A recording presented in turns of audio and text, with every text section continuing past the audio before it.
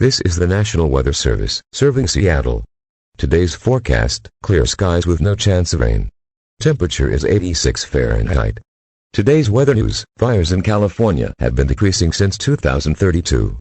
The percentage of wildfires has dropped dramatically, from 62% to 45%. The reason for this is unknown, but that is good for all the Californians.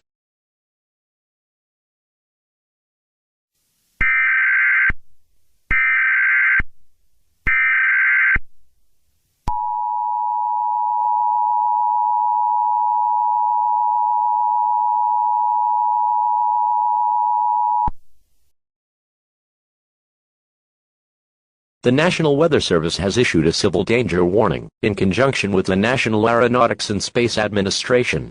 At or around 10:15 am, Pacific Standard Time, NASA have looked at the levels of oxygen in the air.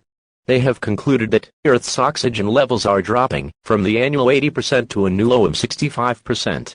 This is of no need for panic, as it is useless. As of now, the reason for this is unknown. Stay tuned to this channel for more information in your area.